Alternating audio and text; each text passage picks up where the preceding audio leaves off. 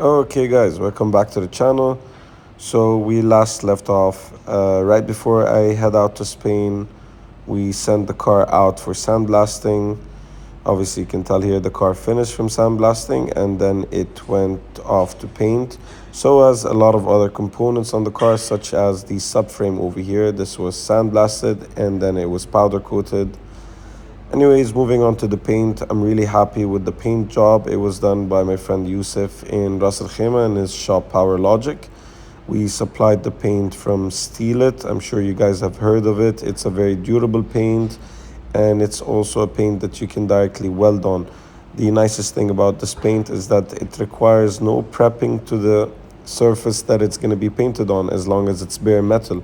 So you don't need to primer it or do any sort of sanding. You just have to have a kind of a rough finish onto it for the paint to stick on.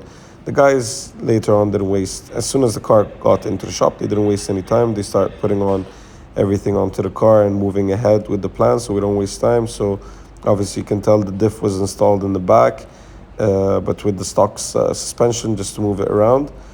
And then in the front, they slapped in our freshly built 6.8 liter stroked LS. I usually don't prefer to go with a stroked setup for superchargers, but the internals on this engine were internals that I had laying around from an older build, so why not?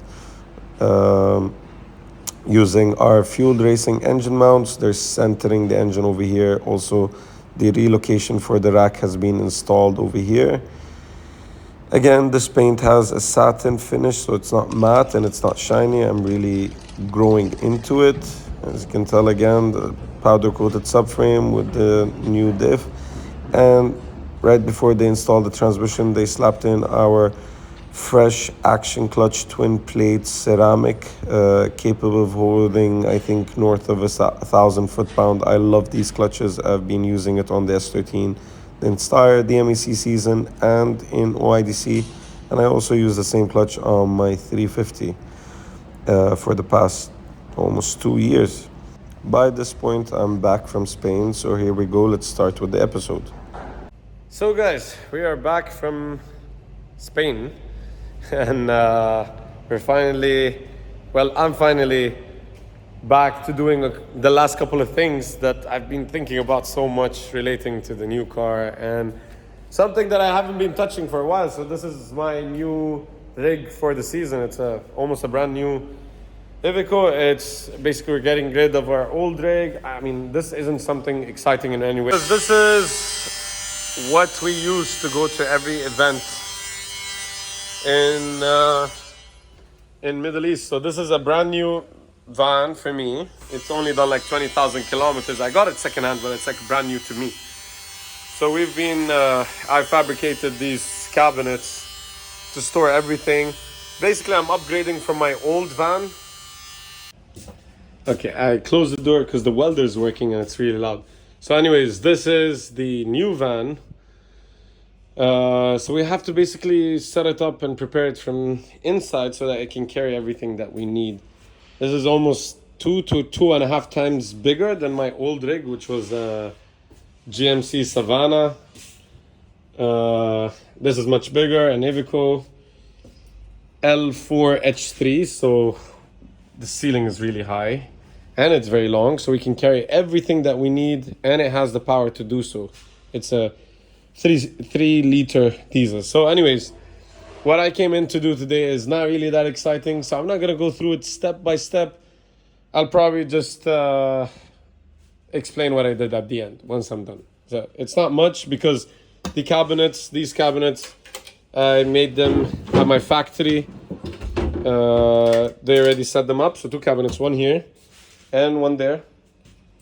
And then we're gonna attach some steel mesh over here to put on the spares that we usually want to use on the fly.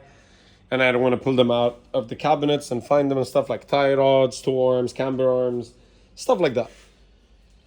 Our toolbox, obviously, and then this rear section over here is gonna be storage for tires and fuel. We were using the van this weekend, so that's why it's a bit in a mess and we haven't really have our setup done yet. So I'll get to cleaning everything up, and then I'll just show you the after, basically, once I'm done, what the result is. So now, as for the new car, so welder is here. He's finishing the aluminum. I can't weld aluminum. So the car is finally back from paint. I'd love to drop it down and show you. As you can tell, the guys have been doing a lot of work while I was not here. So car is fully painted, sandblasted and done. And I'm telling you, man, this thing came out so beautiful. I never expected that I'm gonna like this color this much. So what we ended up using as paint is this. I'm sure everyone heard of it. It's very famous. It's called Steel It, and it's a very durable paint. Doesn't require any primer on it. You can sandblast and then directly paint this. Obviously we use the jugs, but we got one can because there's just a little bit welding left. And the nice thing about this is you can weld directly onto it, and then you can just paint over it, and you'll never have to worry about rust. So while I was gone, the guys have done quite a lot. Our diff is in this. Obviously the stock suspension is on in the back, but this will be removed, and our FDF stuff will go on. But for the meantime, just when they rolled it, they put it on the stock suspension. So the rear is done. I will show you more clips, I think tomorrow or after tomorrow, once I drop the car down, and you can see the proper finish of the paint. It is like a satin finish, so it's subtle, you know. It's not like loud or anything like that.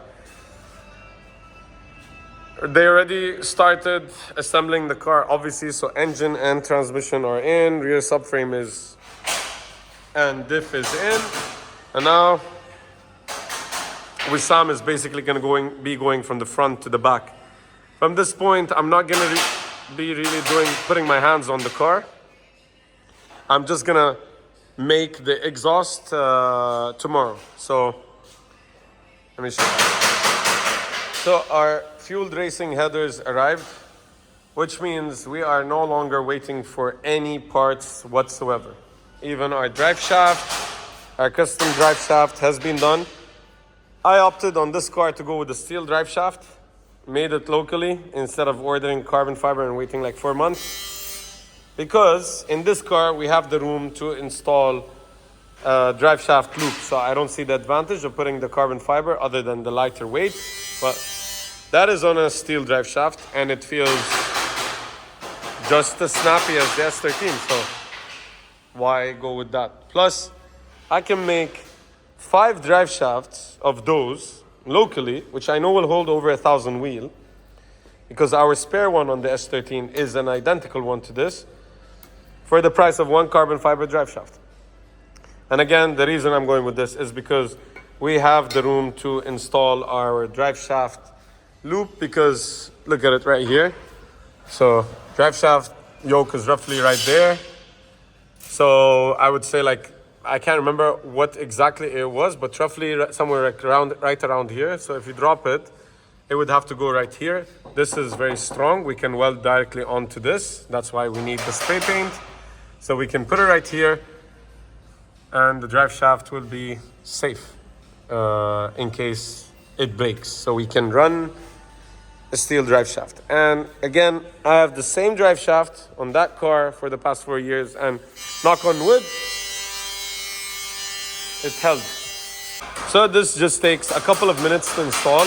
As once you have your drive shaft, it's just a couple of minutes, especially at this point before you have your exhaust, to install it. So I'm gonna be doing this tomorrow, and then after I finish with that, I'm gonna do the exhaust. So today van, tomorrow drive shaft loop, and the full exhaust. I believe I have every part that I need in order to completely finish the exhaust system. Since the hardest part obviously is the headers, the rest is very simple, just a Y, and then hopefully it's gonna be almost a straight shot outside, so hopefully. Now in front, They have the transmission in, as I said. We still gotta make this transmission mount, but we have the cut pieces already done. We just gotta tack them, take it out, fully weld it, and then powder coat this, and it's done. Which we really gotta get to. I might do this today. Anyways, in front, already started on installing our beautiful front FDF Mega Mantis kit. This is their latest version with these quick adjustments for the camber and caster. This is a similar kit to my 370 lower arm.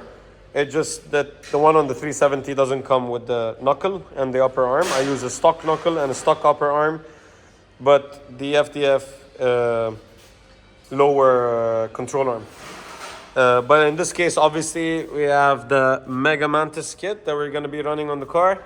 And we also have the tried and true setup that I run on all the cars, which is a two-way field coilover. Except for the S13, it is a three-way in the back and then a two-way in front. But with this, I'm going back to where I run on the 350, two-way and rear two-way. So obviously, we haven't gotten anything else yet on the car, like lines and stuff like that.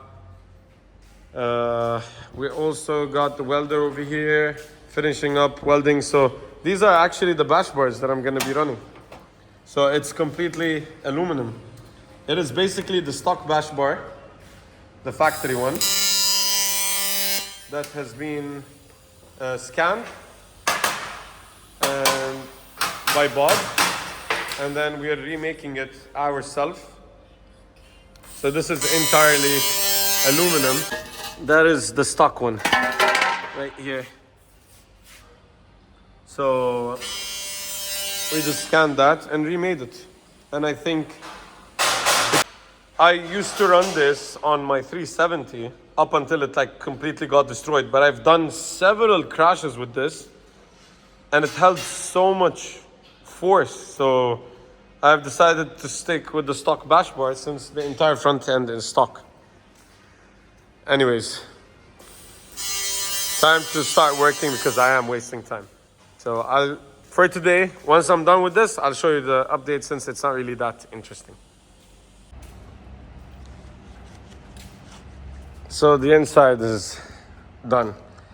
This is gonna be almost the final setup. 1 second. And what I mean by almost the final setup is that literally the only thing left is to finish properly mounting this in place because I ran out of these clamps. The ACs, this van came in with ACs. I think it was like a mobile tailor or something.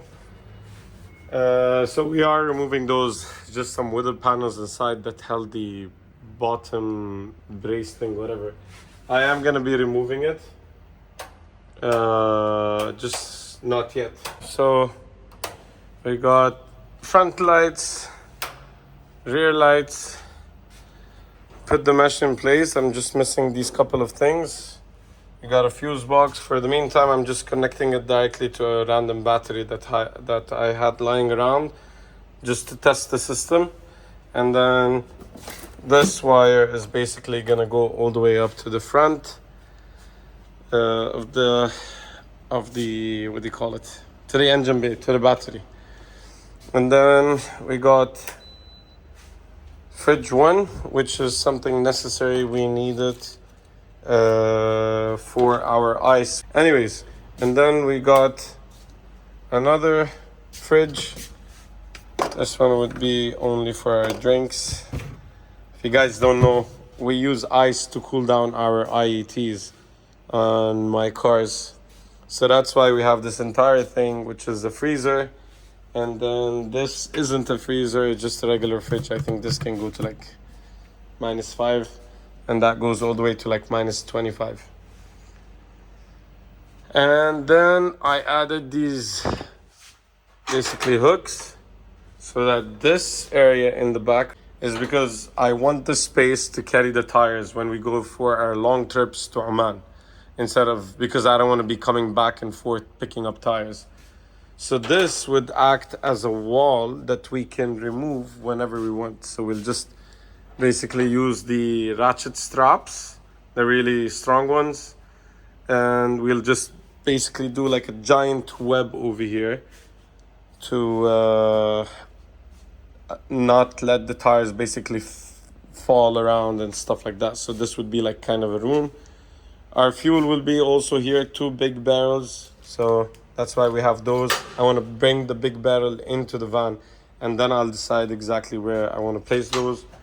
We also have these hooks on the bottom over here so that all the heavy stuff that are on the bottom don't come shooting out. Yeah, and basically that's it. That's the setup on the van. Took a long time because there was a lot of wiring that had to be done, and I really hate wiring. Anyways, so now let me show you what else got done while I was here. Is they welded the transmission mounts. These will be sent to powder coating, obviously, but I need them to be on the car. That's why I asked them to do it today, because I need to basically build the exhaust tomorrow. Enough talking, I'm really tired. Time to head back home and get some rest.